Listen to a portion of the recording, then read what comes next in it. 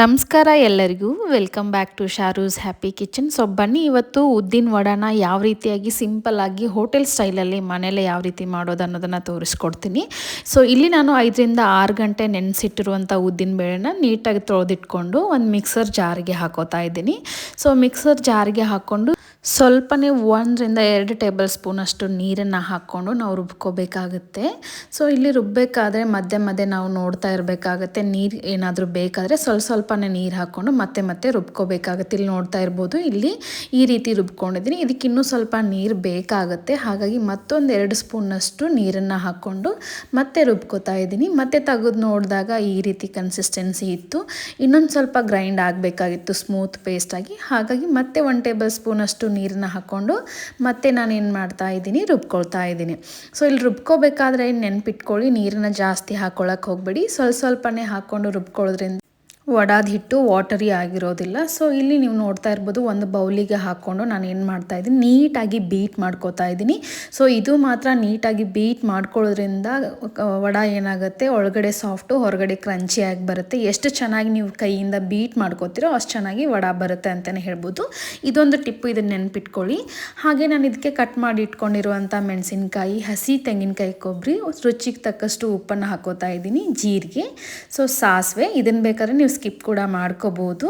ಇದಕ್ಕೆ ನಾನು ಸ್ವಲ್ಪ ಕರಿಬೇವು ಹಾಗೂ ಸ್ವಲ್ಪ ಚಿಕ್ಕದಾಗಿ ಕಟ್ ಮಾಡ್ಕೊಂಡಿರುವಂಥ ಶುಂಠಿ ಹಾಗೂ 1 ಟೇಬಲ್ ಸ್ಪೂನಷ್ಟು ಪೆಪ್ಪರ್ ಪೌಡ್ರನ್ನ ಹಾಕ್ಕೊಂಡು ಮತ್ತೆ ಒಂದು ಸಾರಿ ನಾನು ಏನು ಮಾಡ್ತಾಯಿದ್ದೀನಿ, ನೀಟಾಗಿ ಬೀಟ್ ಮಾಡ್ಕೋತಾ ಇದ್ದೀನಿ. ಸೊ ಇದು ಬೀಟ್ ಮಾಡ್ಕೊಳ್ಳೋದು ಮಾತ್ರ ಮಸ್ಟ್. ಇದನ್ನು ನೀವು ಸ್ಕಿಪ್ ಮಾಡಿದರೆ ವಡ ಚೆನ್ನಾಗಿ ಬರೋದಿಲ್ಲ. ಹಾಗೆ ಇಲ್ಲಿ ಸಣ್ಣದಾಗಿ ಕಟ್ ಮಾಡ್ಕೊಂಡಿರುವಂಥ ಕೊತ್ತಂಬರಿನ ಹಾಕ್ಕೊಂಡು ನಾನು ಏನು ಮಾಡ್ತಾಯಿದ್ದೀನಿ, ಬಾಳ್ಗಿನ ಕಾಯಕ್ಕೆ ಇಟ್ಕೊಂಡಿದ್ದೆ, ಅದಕ್ಕೆ ಎಣ್ಣೆನೇ ಸಾಕಾಗುವಷ್ಟು ಎಣ್ಣೆನ ಹಾಕ್ಕೋಬೇಕಾಗುತ್ತೆ. ಸೊ ಇಷ್ಟು ಎಣ್ಣೆನ ಹಾಕ್ಕೊಂಡು ನಾನು ಕಾಯಕ್ಕೆ ಇಟ್ಟಿದ್ದೀನಿ. ಇದನ್ನು ಮತ್ತೆ ಒಂದು ಸಾರಿ ನಾನು ನೀಟಾಗಿ ಬೀಟ್ ಮಾಡ್ಕೋತಾ ಇದ್ದೀನಿ. ಸೊ ಇದನ್ನು ಯಾವುದೇ ಕಾರಣಕ್ಕೂ ಮರೆಯೋಕ್ಕೆ ಹೋಗ್ಬಿಡಿ, ನಾನು ಪದೇ ಹೇಳ್ತಾ ಇದ್ದೀನಿ. ಇವಾಗ ಆಲ್ಮೋಸ್ಟ್ ಎಣ್ಣೆ ಕಾದಿದೆ ಅಂತ ಇಟ್ಕೊಳ್ಳೋಣ. ಸೈಡಿಗೆ ನಾವು ಒಂದು ಬೌಲಲ್ಲಿ ನಾನು ನೀರನ್ನ ತೊಗೋತಾ ಇದ್ದೀನಿ.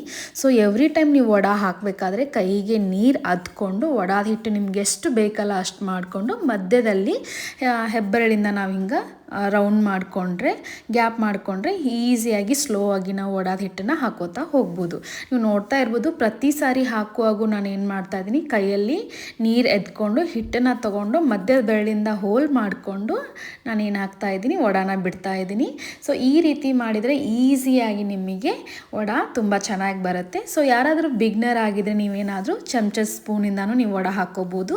ಇಲ್ಲ ಅಂದರೆ ಯಾವುದಾದ್ರೂ ಬಾಳೆ ಎಲೆಯಿಂದನೂ ನೀವು ವಡಾನ ಹಾಕ್ಕೋಬೋದು, ತುಂಬ ಚೆನ್ನಾಗಿ ಬರುತ್ತೆ. ಸ್ವಲ್ಪ ಪ್ರಾಕ್ಟೀಸ್ ಮಾಡಿದರೆ ಕೈಯಿಂದನೇ ನಾವು ಈಸಿಯಾಗಿ ಬಿಟ್ಕೋಬೋದು. ಸೊ ಯಾವುದೇ ಕಾರಣಕ್ಕೂ ವಡ ಬಿಟ್ಟ ತಕ್ಷಣ ಇಮ್ಮಿಡಿಯೇಟಾಗಿ ಟಚ್ ಮಾಡೋಕ್ಕೆ ಹೋಗಬೇಡಿ. ಸ್ವಲ್ಪ ವೇಟ್ ಮಾಡಿಬಿಟ್ಟು ಸೊ ವಡನ ತಿರುಗಿಸಿದರೆ ತುಂಬ ಚೆನ್ನಾಗಿ ಬೇಯೋಕ್ಕೆ ಸ್ಟಾರ್ಟ್ ಆಗುತ್ತೆ. ಸೊ ಇದನ್ನು ಮೀಡಿಯಮ್ ಟು ಲೋ ಫ್ಲೇಮಲ್ಲಿ ನಾವು ಇಟ್ಕೋಬೇಕಾಗುತ್ತೆ. ತುಂಬ ಹೈನೂ ಬೇಡ, ತುಂಬ ಲೋನೂ ಬೇಡ, ಆ ರೀತಿ ಮೀಡಿಯಮ್ ಫ್ಲೇಮಲ್ಲಿ ನಾವು ಇಟ್ಕೊಳ್ಳೋದ್ರಿಂದ ತುಂಬ ಚೆನ್ನಾಗಿ ವಡ ಬೇಯುತ್ತೆ. ಸೊ ಇಲ್ಲಿ ವಡ ಯಾವಾಗ ಬೆಂದಿದೆ ಅಂತ ನಮಗೆ ಗೊತ್ತಾಗಬೇಕು ಅಂತಂದರೆ ಅದು ಬ್ರೌನ್ ಕಲರ್ ಬರುತ್ತೆ. ಸೊ ಅಲ್ಲಿವರೆಗೂ ನಾವು ವೇಟ್ ಮಾಡಬೇಕಾಗತ್ತೆ. ಸೊ ಆ ಬ್ರೌನ್ ಕಲರ್ ಬಂದ ತಕ್ಷಣ, ಗೋಲ್ಡನ್ ಬ್ರೌನ್ ಕಲರ್ ಬಂದ ತಕ್ಷಣ ನಮಗೆ ಗೊತ್ತಾಗುತ್ತೆ ವಡ ಚೆನ್ನಾಗಿ ಬಂದಿದೆ ಅಂಥೇಳಿ. ಸೊ ಆವಾಗ ನಾವು ಅದನ್ನು ಪ್ಲೇಟಿಗೆ ತಕ್ಕೋಬೇಕಾಗತ್ತೆ. ಇಲ್ಲಿ ನೋಡ್ತಾ ಇರ್ಬೋದು ವಡ ಎಷ್ಟು ಚೆನ್ನಾಗಿ ಬೇಯ್ತಾ ಇದೆ ಅಂಥೇಳಿ. ಸೊ ಇನ್ನೊಂದು ಟಿಪ್ಪು, ವಡ ಎಷ್ಟು ಚೆನ್ನಾಗಿ ಬೆಂದಿದೆಯೇ ಇಲ್ಲ ಅಂತ ಹೇಗೆ ಕಂಡುಹಿಡಿಬೇಕು ಅಂತಂದರೆ, ಇಲ್ಲಿ ಮೇಲ್ಗಡೆ ಏನು ಬಬಲ್ಸ್ ಬರ್ತಾ ಇದೆ ಅಲ್ಲ, ಸೊ ಅದೇನಾದರೂ ಬರೋದು ಸ್ಟಾಪ್ ಆಯಿತು ಅಂತಂದರೆ ವಡ ಚೆನ್ನಾಗಿ ಬೆಂದಿದೆ ಅಂತ ಅರ್ಥ. ಸೊ ಆ ಟೈಮಲ್ಲಿ ನೀವು ಪ್ಲೇಟ್ಗೂ ಕೂಡ ತಗೋಬೋದು. ಇಲ್ಲ ಅಂತಂದರೆ ಇದು ಗೋಲ್ಡನ್ ಬ್ರೌನ್ ಬಂದಿದೆ ಅಂದಾಗೂ ಕೂಡ ವಡ ಚೆನ್ನಾಗಿ ಬೆಂದಿದೆ ಅಂತ ಹೇಳ್ಬೋದು.